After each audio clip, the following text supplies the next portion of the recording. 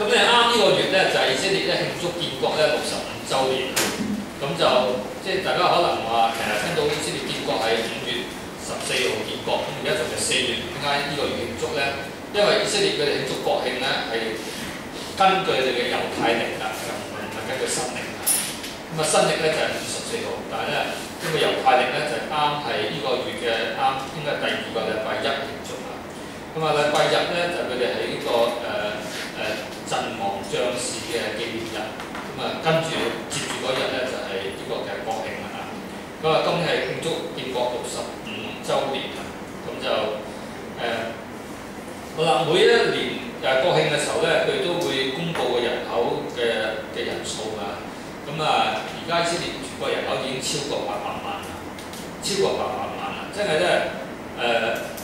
我記得我哋開始以色列新聞研討會嗰陣時，仲嗰陣時1-2年前啊，我仲講緊以色列人口大概係多香港一啲啊，700幾萬，香港700萬咗係咪？我話以色列人口多香港一啲啊，真係估唔到咧，隔咗年幾2年，以色列人可以增加到800萬，個增速好快嘅，即係香港都冇咁快。原因就係以色列咧係不斷吸收咧係新移民㗎。咁啊呢800萬裏邊咧，當然唔係全部猶太人啦，即係佔600萬，佔600萬嚇。咁啊即係佔咗75.3%。呢個8萬等於咧喺二戰嘅時候咧，希特拉所屠殺嘅猶太人600萬，所以而家以色列國內都有600萬猶太人。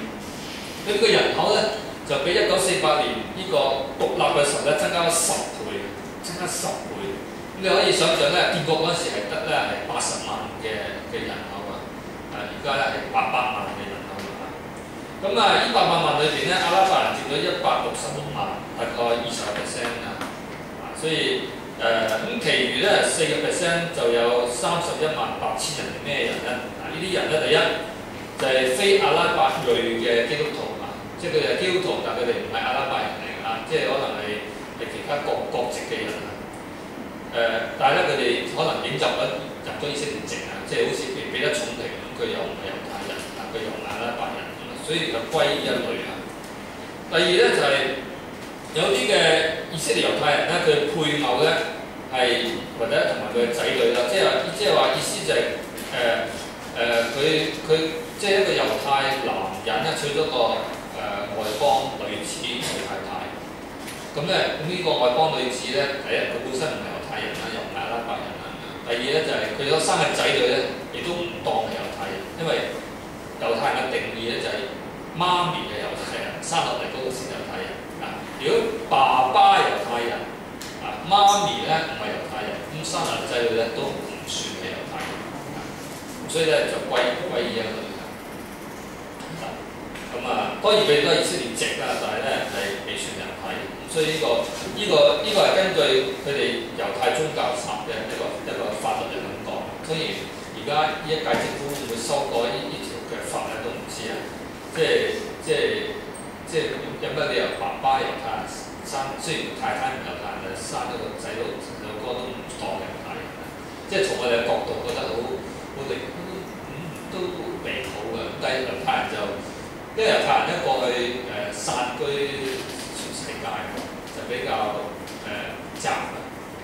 即係同人雜婚啊，即係通婚啊。咁所以有時候咧，你為咗保護起見啊，所以就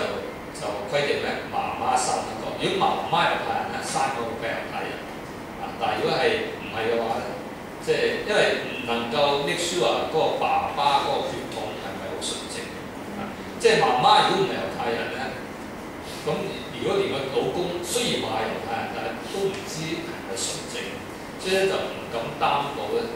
即係生落嚟嗰個人就係猶太人。所以咧通常咧用媽媽嘅血統咧嚟判斷。好啦，而家呢800萬人裏邊咧，70%咧係由喺以色列出世，70%以色列出世。所以咧而家呢啲照片咧係國慶嘅時候嗰啲照片嚟㗎，即係啱2個禮拜前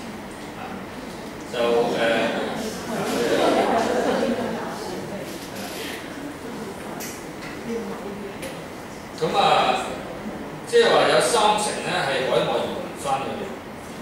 有1成人口住喺耶路撒冷，5% 住喺台拉維夫，1成人口即係80萬人口咧住喺耶路撒冷，即係耶路撒冷就係全以色列最大嘅城市，即係人口最多嘅城市。反而特拉維夫咧係得5%，即係大概係40萬人口度。咁咧近呢幾年咧，每年平均嚟講都大約有2萬個海外猶太人咧 make Aliyah 回歸耶路撒冷，回歸以色列咧定居。咁所以點解人口增加得咁快？因為好多人移民翻，每年都有2萬幾人。咁咧就而且以色列嘅出生率咧係高過死亡率4倍，即係出世4個人，但係死1個人。咁即係每年都增加，淨係出生率咧，即係高過死亡率嘅。咁所以係人口就增加得好快。所以一陣間我哋就繼續為以色列咧，即係啲猶太人回歸嚟祈禱啊！好，嗱有一個組織咧就叫做以別以謝出埃及行動啊。咁咧就呢個組織咧，其實喺上世紀90年代開始咧，已經係用船咧將前蘇聯嘅猶太人咧係帶翻去以色列定居。即係換句説話，呢個世界上有啲嘅組織咧係專門咧係幫猶太人咧係移民翻去以色列嘅。咁呢個就係其中一個組織啦。咁因為上世紀蘇聯崩潰啦，咁又係啱係90年代嘅時候，咁因此咧係呢個組織就做咗好多功夫咧，就幫嗰啲俄羅斯嘅猶太人咧就係移民翻去以色列嘅。咁最近咧呢個組織咧就開始咧叫吸引以色列，即係叫 engage Israel 一個咁樣嘅活動啊！呢個活動咧就係帶啲青年人咧去以色列體驗下以色列嘅生活啊，以及咧神對猶太同埋以色列嘅計劃。即係目的係咩咧？因為呢個出埃及行動咧，佢哋就好想傳承俾下一代，即係希望有年青人咧接棒。因為咧係即係佢哋可能覺得自己年紀開始大啦，咁好想咧因為海外其實仲有成600幾萬猶太人住喺海外，住喺歐洲啊，住喺北美啊、南美咁樣，澳洲咁樣。咁仍然咧即係幫猶太人移居翻去以色列呢個工作，仍然要繼續去做。咁呢個機構好想咧啲青年人咧接棒。於是咧，佢哋就有呢個嘅Engage Israel 嘅咁樣嘅 project 咧，就去歡迎嗰啲18到35歲嘅青年人咧，即係一隊咧就帶佢去以色列周圍行啊，周圍去啊，就幫助佢哋明白以色列同埋明白聖經裏邊嘅寓言，同埋咧明白咩叫阿利亞，即係阿利亞，即係幫猶太人回歸啦。咁佢行完之後，差唔多係一個 field trip， 一個嘅訓練嘅一個導賞，一個遊學團咁樣啊。咁望佢哋行完之後，去完之後咧，翻去自己嘅國家咧，就睇下神咧點樣呼召佢哋，點樣感動佢哋，或者佢哋問主啊，我可以為你做啲乜嘢啊？嗱，而家呢幅相咧，就係嗰啲青年人咧去到死海就係、用啲泥咁樣去噏下啲皮膚咁樣，讓皮膚能夠皮光肉滑咁樣啊。咁所以就第時我都要我自己都未有一幅咁樣嘅相。下次咧我都要整一幅呢個嘅。所以我哋咧亦都為以色列咧能夠咧有即係呢個組織能夠有年青一個梯隊嘅人咧，去接棒咧，嚟幫猶太人回歸嚟禱告啦。咁其實即係最近嘅新聞都話，好多地方個反猶咧係嘅事件係上升，喺歐洲特別以法國比較多啲。咁而家喺啱呢兩日新聞，即係加拿大都增加過。其實加拿大政府好支持以色列嘅，即係為咗支持以色列咧，同伊朗絕交。所以而家呢個政府係好支持以色列。不過咧喺民間裏邊咧，即係開始多咗啲反猶嘅事。咁其實呢啲反猶嘅事咧，更加迫使猶太人咧要即係佢哋快啲回歸翻去住喺以色列。所以而家我哋下邊祈禱咧，我哋就為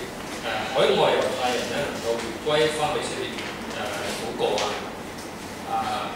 同埋咧為呢個嘅以謝出埃及運動呢個組織祈禱望佢哋呢個 Engage Israel 呢個嘅 project 咧能夠幫到好多年青一代嘅人咧能夠有神嘅呼召去做幫猶太人回歸。咁一般有錢嘅人咧，回歸就唔需要人幫嘅。咁但係咧係比較中產或者比較窮嘅人係需要嘅。其實咧移居一個地方咧唔係難，移居之後點樣生活先至係難。即係第一你要學畫，係咪？即係你要學希伯來話。即係海外猶太人咧，即係唔係個個都識希伯來話。你去到以色列要學希伯來話。第二咧，你就要揾工咧，係你語言唔掂咧，你揾工跟住就唔掂。咁咧就除非你係好窮嘅人，好窮嘅人咧就用勞力去揾錢，即係你做啲辛苦嘅工作，喺農場做一啲用手去做工作。但係有啲工係用腦去做嘅咧，你唔識語文咧就係好艱難。咁第二咧就係以色列政府咧或者相關嘅部門咧係咪承認咧你原居地嗰啲學歷係有一個問題即係譬如話你係醫生都好啦，你喺以色列就唔可以行醫院你可能要讀過一個學期或者再讀翻啲語文好先嘅，因為你以色列行醫咧，你識英文唔掂唔夠，你要識希伯來話先係嘛？啲病人你睇醫生講希伯來話，你識英文你點樣聽病人講？又或者係即係你有時你要打報告，要希伯來話打因為我喺以色列住嗰時，我都入過醫院嗰陣時，